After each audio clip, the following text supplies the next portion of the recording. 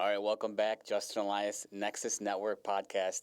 I'm so excited today because I have my dear friend Colton Horn in the studio, who manages hospitality at Miami F1 Grand Prix. Colton, welcome. Thank you, Justin. Excited to be here with you today. Absolutely. So why don't you share with our viewers what you do at F1? It's such a cool job that you have. Yeah, for sure. To put it simply, I sell suites and hospitality for the Miami Grand Prix, which is the first 3 days of May this year, May 1st, 2nd, and 3rd. And we can talk about what that entails, but everything from large corporate suites to luxury packages and individual club tickets and everything in between. Amazing. So why don't you share how the packages work? I know there's so many high-end packages. I actually referred Colton, an NFL client, who got the paddock, I think, right? He actually ended up in 72 Club, which is a good example of one of our luxury spaces that has some access into the paddock village. Yeah. But to elaborate on that, I think one thing that many fans of Formula One are familiar with is the paddock or the paddock club. And that is an area that we sell for the race. This year it actually sold out a while back, but in Miami we're very fortunate to have a number of other hospitality spaces beyond the paddock. Whereas some other races are more focused on just the paddock itself. But, for example, 72 Club is a space that we operate across Dolphins and Miami Open and Formula One in Miami as well. Casa Tua partners with us to operate a trackside club on Turn 1 that's just phenomenal. And then we have a handful of additional club spaces that range from different track views, different food and beverage offerings, inclusions, and special access and things of that nature. That's so cool. So what's a typical client that's renting paddock? Like, what does that look like? Is it an athlete, a celebrity, It could super be. high net worth? I mean, what's the price range run? Yeah, it's a mix, right? I mean, when you're thinking about paddock or some of our more high-end luxury spaces, you're definitely getting up there, from an investment standpoint. Yeah. So that tends to attract a certain type of clientele, whether that's high net worth individuals in the business world, maybe athletes or celebrities as well. But then a good portion of my book of business is companies that are buying the tickets to host their clients or investors or partners or team at the event. Awesome. So what's a level below paddock then? Yeah, I mean, like I mentioned with 72 Club and Casa Tua, those would be our other luxury spaces that are just incredible. But even beyond that, we have other club hospitality all around the track. So on Turn 1, we have a Vista Club that's climate controlled, inclusive of food and drink, and incredible view on a balcony overlooking Turn 1. Yeah, is that significantly cheaper? Or how does that work? Yeah, it definitely comes down in price point. Yeah. Part of it is it would not include like premium spirits and liquor the way that 72 Club would or Casa Tua. You're also getting a level of fine dining in those two spaces, like either by Casa Tua's team or in 72 Club, we use Groot Hospitality's restaurants, which are amazing. That's cool. But you'll still have food and beverage included in Vista, but that's part of why the price comes down quite a bit. Yeah, and what's for a 72 a paddock?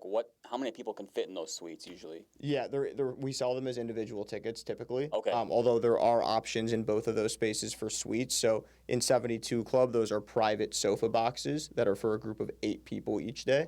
And then in the paddock, we have suites for either 50 or 100 people. And those are probably more companies? Yeah, those are largely companies. Awesome. Yeah. So what are you selling more to companies or to individuals or? Really a mix of both. I would say like earlier on in the year in the campaign, it's a lot of companies that are getting ahead and making their plans for the new year.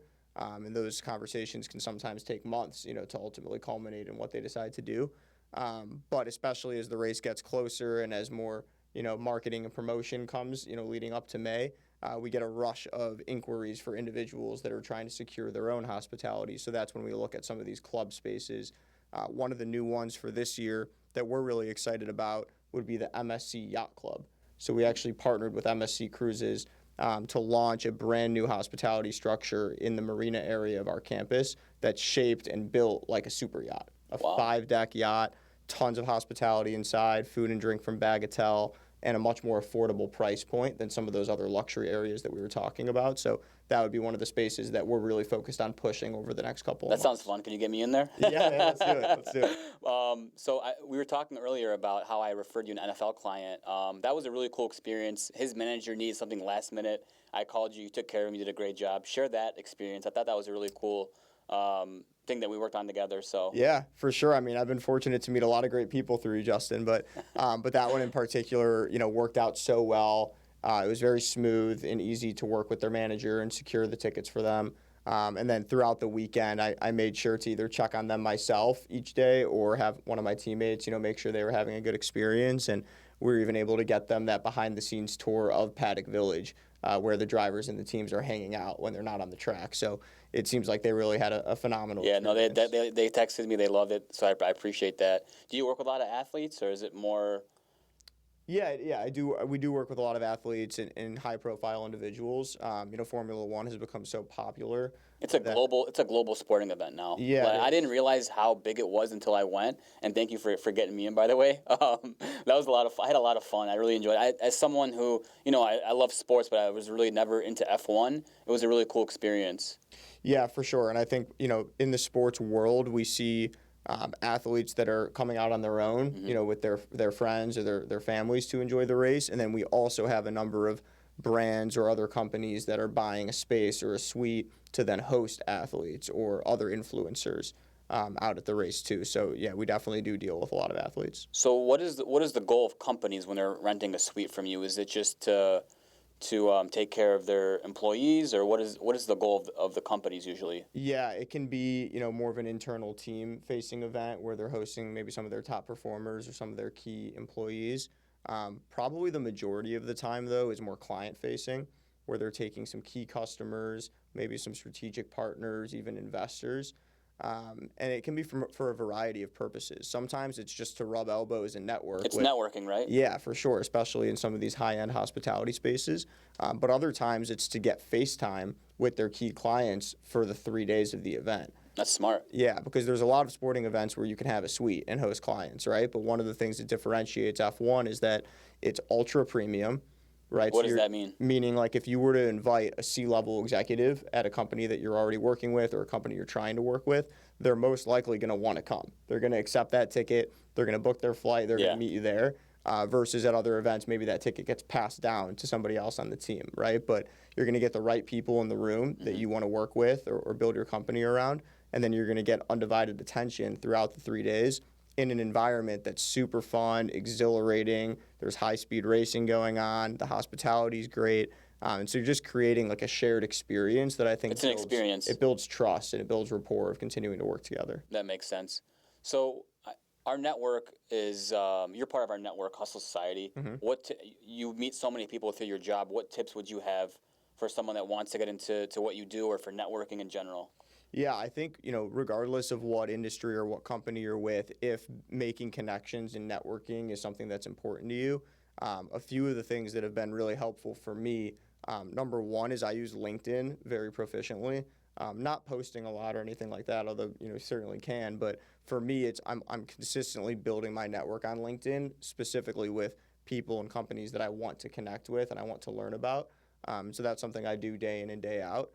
Also, like in-person events, right? That's a huge piece of what I do for personally my book of business, and how I've built that is actually getting out around Miami, around South Florida, even in other markets. And those range from, cocktail parties and happy hours to brand dinners and things like that. But specifically with Hustle Society, the monthly events that you guys run, right? Those have been really important for me, especially when I first moved down here, to make some great connections. And I love that. With that, it's not just meeting people that ultimately will buy from me, right? It's just making genuine human connections. And that leads to all kinds of great, further referrals and introductions and events. So I've really enjoyed being a member of Hustle Society. Yeah, we love having you. You're a great addition to the group. So how long have you been at F1?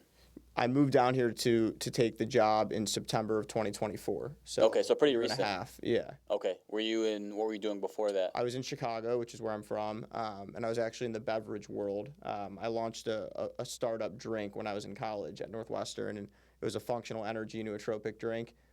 Really cool brand, really good product, and pushed it into some retailers and things like that. And after a few years of that, kind of saw the opportunity to make a pivot and get into the sports world. And when I saw the opportunity open up with F1 in Miami, and I did a little bit more research and connecting down here, understood that the trajectory of Formula One in the U.S. is unstoppable right now. And so for me, the opportunity to get in at sort of the ground floor as that's building in Miami specifically was very intriguing. That's so smart that you got in at such a great time, I feel like. Mm-hmm. So my F1's in Miami.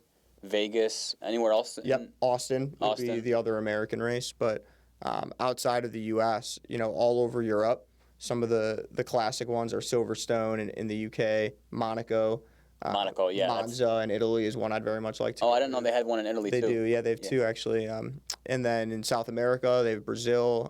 Also, Mexico has one, Canada. And then in Asia, a number of races: Japan, China, the Middle East, Singapore, Australia. So really all over the world. It's a global sport. Why has it become so popular, you think? Yeah, I think F1's always been popular around the world, but certainly over the last few years in America, it's picked up. And there's a couple reasons. I think one is awareness. The sport itself is so exciting and fun, but people didn't watch it really until a few years ago in the U.S. And I think part of the reason is the races were not here, right? Besides Austin, like Vegas and Miami are very new. And so a lot of times when the racing is happening in Europe or Asia, the time zones make it difficult to really tune in and be a consistent fan. Yeah. So I think the number one factor for sure was Netflix, Drive to Survive. Because when that docuseries came out, and that show has gone on for a number of seasons now, it allowed the American fan base to become so much more aware of what is Formula One. And it also covered the behind-the-scenes lifestyles of the drivers and everything that goes into the teams and the races in a way that you wouldn't necessarily get from just the broadcast of the race itself. Wow, I didn't even know about that documentary. Yeah, no, it really put thousands and thousands of Americans onto the sport. That's awesome. So what's going on currently in F1, and what can you share about the sport right now that's impactful? Yeah, well, we're about to start the 2026 season next month. The first race is in Australia. I believe it's March 7th in Melbourne. And there's a lot of excitement leading into this season for a few reasons, but number one is there's new regulations on the cars. So that means each team has had the opportunity to totally redevelop the technology behind their cars, which is just fascinating when you really get into, the level of investment and the amount of people that are involved in that process. But those will all be debuting shortly, so it's kind of a fresh start or a clean slate for each team. Also, there's new teams that are coming into the grid. So Cadillac has entered the grid. You might have seen during the Super Bowl, they actually did their livery launch of the new car design as a Super Bowl commercial. And so, very excited about Cadillac entering the grid as an American team is something that is, I'm surprised they weren't in it before. yeah, exactly. And so, there's a lot of heritage and history with their company. Yeah, is Ford in it? But no, I believe they might be involved in that. Okay. But yeah, so Cadillac is entering the grid, which is very exciting. Audi has also entered as well, taking over a previously existing team. And McLaren has continued to dominate really over the last, specifically this past season. Lando Norris won the Drivers' Championship, and then McLaren as a team won the Constructors' Championship. McLaren has also won Miami each of the last 2 years as well. Yep, Oscar this year and Lando before that. That's awesome. How many teams are there? 11 now. There's 11 total? Yep. That's awesome. So what is something that someone from the outside wouldn't know about F1? Obviously, you have the inside, you work there. What can you share in that regard? Yeah, I think there's a couple things I didn't know. I think one is just the insane level of technology and data that goes into these cars, right? Like there's actually hundreds of sensors on the car that throughout the course of a race, I don't know if it's maybe 1 million data points that they're collecting throughout that race, right? And then there's a large team that is digesting that data and then interpreting it in a way that's useful for them to continue developing the cars and to work with the drivers for optimizing performance. So I think that's one thing, and these teams have very complex systems of how they manage that data. Another one would be the sheer exertion of the drivers, like the level of physicality that's required to be a Formula One driver. It's not something that just anybody could do. Just I would hope so. Here. Yeah. Colton, thank you so much for coming on the podcast today. I learned so much about F1, and we appreciate your insight. What's the best way for people to get a hold of you? Yeah, thank you so much for having me on. It was great to talk to you today about F1, and would love to make any connections with anybody, whether that's interested in coming out to the race or just chatting about F1. So feel free to get in touch. I use LinkedIn, like I mentioned before. So Colton Horn, you can add me on LinkedIn there. And then my Instagram handle is colt.horn. But also feel free to reach out to Justin, and I'm sure you can put me in touch too. All right, thanks again. Nexus Network, 3rd episode. Appreciate you guys watching.